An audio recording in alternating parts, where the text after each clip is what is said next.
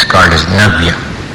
Swastibhihi asman durgani atiparaya.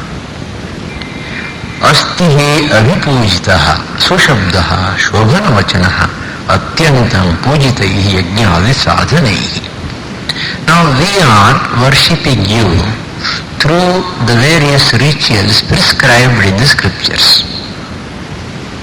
What we are requesting you or praying to you for is, you should be pleased by our worship. We are trying to do our best, performing the ritual as best as we can, following the rules given in the scriptures. Being worshipped by us like this, being cared for by us like this, you should be pleased towards us. Then Durgani Atiparaya. You help us to cross all the difficulties of life. Durgamanani anatikkramaniyani papani durita akhyani. This is how Sayana puts it. Durgani means the results of those karmas, practically called as papa or sins, which are very difficult to cross. You don't want to suffer.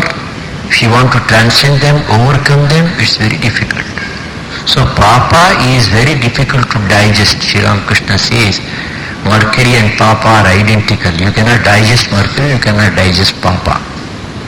So how to overcome the effects of papa or durita, sins, evil deeds? By the grace of God.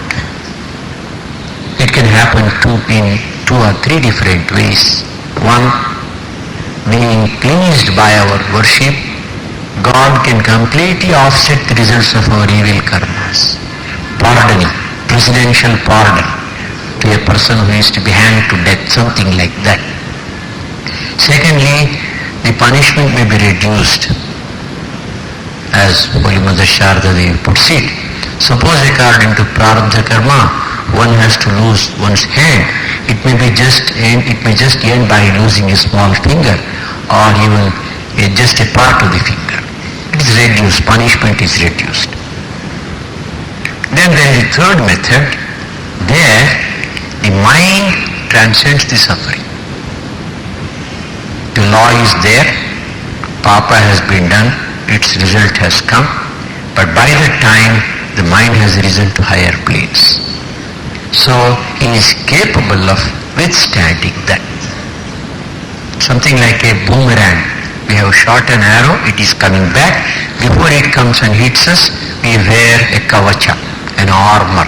It comes and hits, but we are not affected. So that is the state of mind of the sthita prajna. Dukkheshu anuddhignavanaha Sukeshu nigataspruhaha Vetaraga bhaya krodhaha Sthitadir muniruchyate. So the third one is in our hands. The first and second are in the hands of the Lord. And certainly we can pray to the Lord, but we cannot dictate terms to the Lord. You cannot say, you must forgive me. You must cancel the punishment. We can only say, oh Lord, we request you. But trying to raise the mind beyond this so that we can transcend the sorrow and suffering by raising the mind to spiritual levels, that is in our hands. Through sadhana, the mind is made steadily established in the feet of the Lord or the level of what is called as jnana, it is possible to transcend it. All these three possibilities are there. But here the prayer is addressed to Agni as a representation or representative of the Supreme Lord, praying to him to help us to overcome the durita. So it's called Durgani Atiparaya. Help us to cross the effects of these sins. It is called a Durga, very difficult to cross because prarabdha karma has already taken its effect. So it is something like an arrow discharged from our hand which cannot be withdrawn. Sanchita karma can be destroyed by jnana. Agami karma will have no effect after jnana. It is like a burnt seed. But prarabdha karma has got to be experienced and exhausted only through experience, good or bad.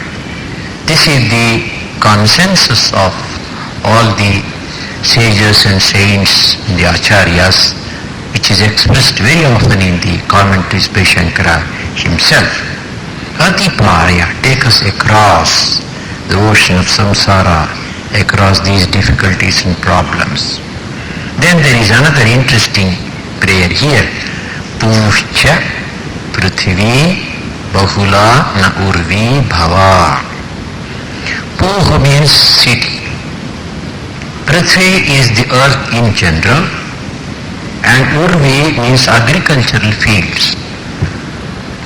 We should not forget that the rishi who is praying is a householder. So it is perfectly according to dharma if he prays for the good things of life, to get them by the grace of God, to get them through dharma by performing these rites and rituals properly. So he is telling, the city in which I am living, or we are living, it should expand, it should grow, it should give us excellent happiness facilities, and the earth should also expand, and the agricultural fields also should expand. In what sense? They should become more fertile and give us our food regularly, so that we need not starve or die out of starvation or suffering. In other words, it stands for all the good things of life. Let the earth where we are living be gracious unto us by giving us what we want in life, to live a happy life. Tokaya tanayaya shamyoho. This represents or refers to the children and grandchildren. Our children and our grandchildren, let them get happiness, let them get over sorrow, suffering and diseases. It's a natural prayer. Nobody wants to see his or her children and grandchildren suffer from the problems and difficulties and troubles of life. So the Rishi is telling our children, our grandchildren, they should live a happy life here. Please help them to get over the problems of life. Please help them to be freed from diseases and sufferings, and unite them with happiness, with peace. So we see the various results asked for in this mantra by the Rishi while praying and pouring oblations into the fire are: 1. Papanasha, destruction of the effects of sins. 2. Progress of the city or the country. 3. The agricultural field should become very fertile and capable of giving us our daily needs, our food, and then our children and grandchildren should live happily, completely freed from sorrow, suffering and disease. Not only that, even what produces fear in one's mind, there are various occasions when we become afraid to face the problems of life, and under such circumstances we need divine help. And here is the prayer which says, Bhaya Shamana is wanted, remove the cause of fear and fear itself. So this being a Grihastha Rishi's prayer, there is nothing wrong in that. It is sacrificed, it is sanctioned by the scriptures. Chaturvidha Purushartha system is there, Dharma, Artha, Kama, Moksha. Artha, Kama are accepted but based upon Dharma, and ultimately not forgetting the final goal of life, namely moksha. In the beginning, when the mind is full of desires, ambitions and so on, we try to fulfill them. Gradually, as we age, as we grow older, we understand that all these things are temporary. Today it is there, tomorrow it is gone. Nothing is permanent in life. Najatu kama kamanam upabhogena shamyati havisha krishnavartmeva bhuya eva abhivardhate. It's a very, very famous shloka which appears in the Mahabharata, which appears in Manu Samhita also. So it is never possible to satiate desires by giving the objects of desires more and more. It is as good as trying to put out the fire by pouring more and more ghee into the fire. Now, ghee is in the liquid form. You think that this is a liquid and therefore the fire must be put out by this liquid as if it is water or like water. But it is an inflammable liquid. So the more you pour, the more virulent will the fire be. Once that understanding comes, then vairagya arises in the mind. So that is why they said artha kama are sanctioned because they are very strong in the young age, in youth. But don't break somebody else's head to get what you want. Do it according to dharma. This is the code of conduct, rules, do's and don'ts. Then gradually as you go through the various vicissitudes of life, experiences of life, wisdom will dawn from inside that ultimately these things are useless. At that time the concept of moksha comes into life. It has been theoretically learned as a brahmachari in the Gurukula, but in practice it becomes a necessity at a later stage in life.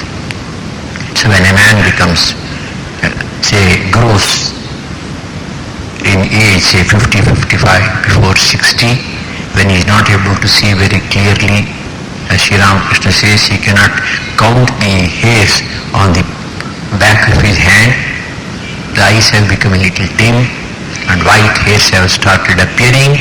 That is the time for retiring from family life. Vanaprastha-ashrama. Vanaprastha-ashrama is a stepping stone to ultimately sannyas. Because you cannot straight away go from this to grihastha-ashram to sannyasa-ashram.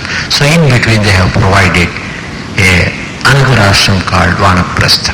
Going to the forest, detaching oneself from the family and living there and practicing austerities, giving up the external rituals, practicing internal meditation, using the rituals as symbols.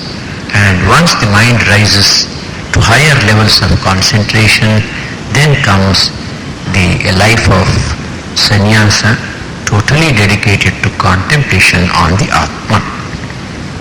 So if we remember this philosophy of the four values of life, we can appreciate the spirit behind this mantra also.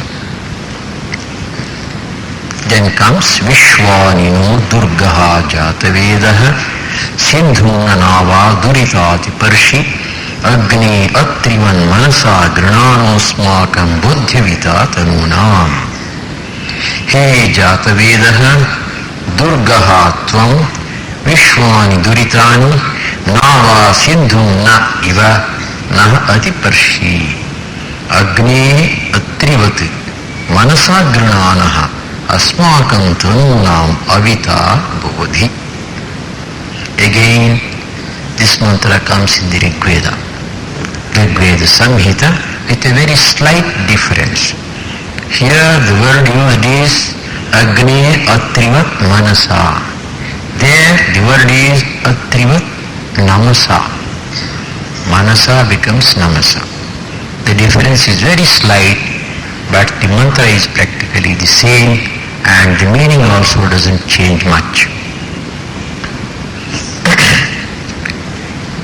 He Jata Vedaha, addressed to Agni. You are Jata Vedas. As soon as you are born, you know everything. This has been explained earlier in the very beginning. You who are Jata Veda, you are Durgaha. Sarva Apadam Apahanta. Durgaha. Durga means difficulties of life. Ha, you destroy. So you are Jata Vedas, you are Sarvagya and Sarvashakta. You are the Supreme Lord Himself. And you are capable of destroying all our problems, our difficulties, our suffering. So you are Durgaha. You are capable of protecting us from the effects of sins, taking us across the ocean of difficulties or the rivers of difficulties. It's very interesting. often we find these words, Sindhu Nava Iva. Sindhu means an ocean, Sindhu also means a river. More commonly it is used for river here.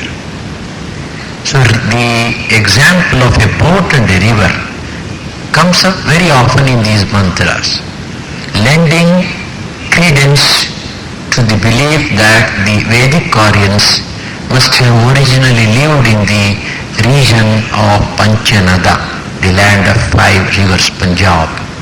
They must have lived there, and there must have been 5 major rivers and any number of minor tributaries.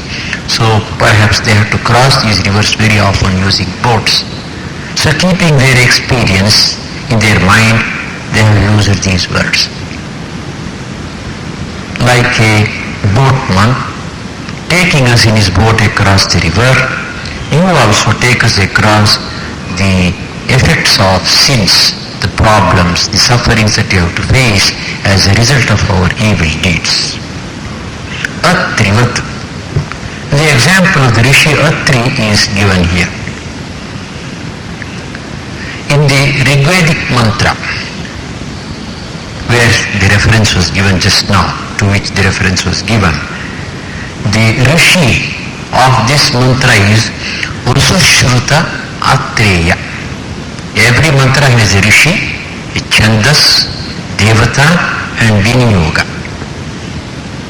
Who is the Rishi to whom it was revealed? What is the meter in which it was revealed? Which is the Devata or God or Goddess to which it is addressed? And what is the purpose? How to use it in our rites and rituals? These 4 questions are answered in the very beginning. The Rishi to whom this was revealed was Vasushruta Atreya. His name was Vasushruta, and he was a descendant of the Rishi Atri. Atri and Anasuya are very famous names in our Puranas. So being a descendant of Atri Maharshi, he is praising his predecessor, the great Rishi Atri. Atri, like Atri. What is the meaning of the word Atri? He is Tapatraya Tita, one who is beyond the 3 types of sorrows and sufferings in life. Sorrows and sufferings pertaining to the body, which we suffer from other living beings or from nature or from evil spirits. Tapatraya. So he is beyond that. How is he beyond Tapatraya? He has raised his mind above all these problems of life. Body may be affected, surroundings may be affected, but his mind is not affected. Mahapurush Maharaj Swami Shivanandaji, a direct disciple of Sri Ramakrishna, when he was in Bangalore, almost every day people used to come, not only devotees but also sadhus, to do pranam to him. And one day somebody, a devotee, asked him, "Well, Maharaj, how are you?" He said, "I am always fine." But if by the word you mean this body, it has not been very good these days, he says. He is able to detach himself from that. Yatishwaranji was the sevak doing seva to Turiyanji Maharaj. Turiyanji had a carbuncle, it had to be operated. He said, "No anesthesia is necessary. But give me 15 minutes time, I will sit in meditation. After 15 minutes you can cut." He sat in meditation. He went into samadhi, withdrew the mind from the body, and the surgeons did the operation. And he had told the surgeons, "How much time do you want? 15 minutes, 20 minutes, half an hour?" He had adjusted his duration of samadhi also according to that, and after that he came back. And the blood that was flowing out of the wound, seeing that Yatishwaranji swooned, but nothing had happened to Turiyanji. He himself has described it. So that is the nature of these great people. They can take their minds beyond the Tapatraya. Atri, one who is beyond the tapatriyas, or three types of sufferings in life. Or it can also mean triguna atita, sattva, rajas and tamas, the three types of gunas which comprise the whole universe, producing their effects, good, bad and mixed. He is beyond that. And Atri is one of the seven sages known as Saptarshis.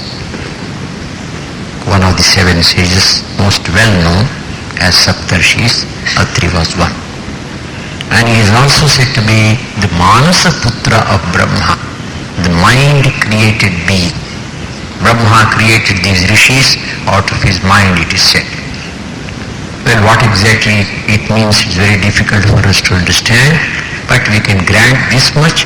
Brahma being the creator, he had the ability to create just by willing it. And his wife was the great lady Mahasati Anasuya. Atri and Anasuya blessed Sri Ramachandra and Sita when they went to the forest to their ashram. And their son was Dattatreya. The interesting story is Brahma, Vishnu, Maheshwara went to her to test her chastity, and she converted them into three little babies.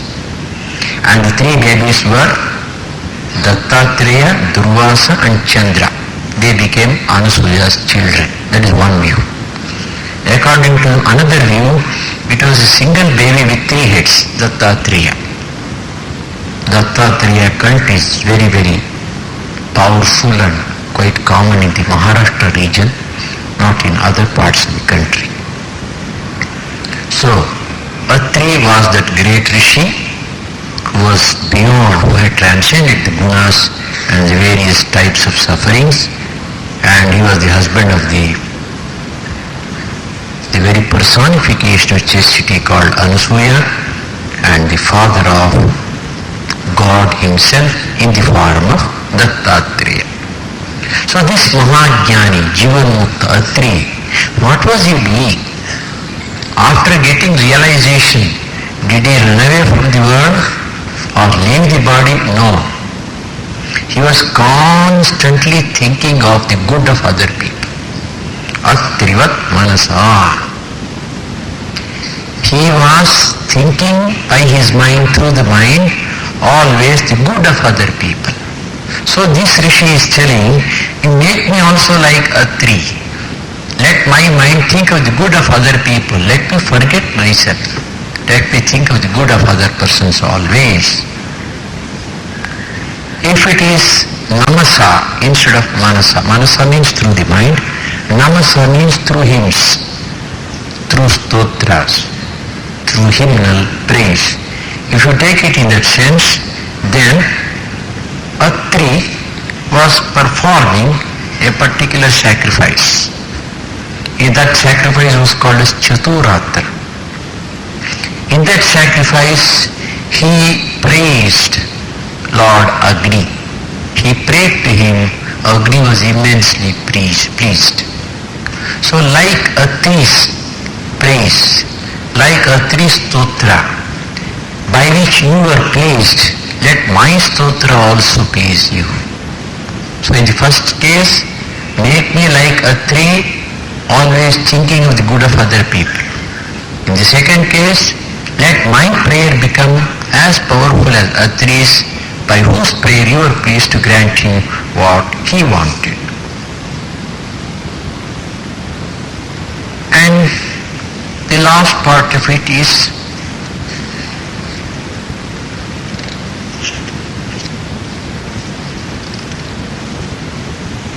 Atrivan Manasa Granana Asmakam Bodhivita Tanunam. Now you please consider ourselves like your own body. We are attached to our bodies. We want the body to be in a comfortable condition, free from diseases and sufferings. So you consider us as your own body and bless us. So incidentally, here the mantra is telling us the need to protect our body. God has given us a body not for the silly enjoyments of the world, but for a higher purpose. ಮಾನವ ಜನ್ಮ ದೊಡ್ಡದೋದ ಹಾನಿ ಮಾಡಲಿ ಬೇಡ್ರಿ ಹುಚ್ಚಪ್ಪಗಳಿರ. ಮನುಷ್ಯತ್ವ ಮೋಕ್ಷತ್ವ ಮಹಾಪುರುಷ ಸಂಶ್ರಯ ದುರ್ಲಭಂ ತ್ರಯಮೇವೈತ ದೈವಾನುಗ್ರಹ ಹೇತುಕಂ. According to the Puranas, we get the human birth after 84 lakhs of lives in different bodies. So it is extremely valuable birth and it should not be wasted. In this birth, if you have to achieve anything, especially spiritual welfare, the body must be kept in good condition. There is a saying, do you want to eat to live or live to eat? Most of us live to eat, but we have to eat to live. Then the body will be in sufficiently good condition so that we can do sadhana through that. So incidentally, it reflects the philosophy of the Vedic sages that the body is a wonderful instrument given to us by God, and we have to use it for the purpose of self-enlightenment.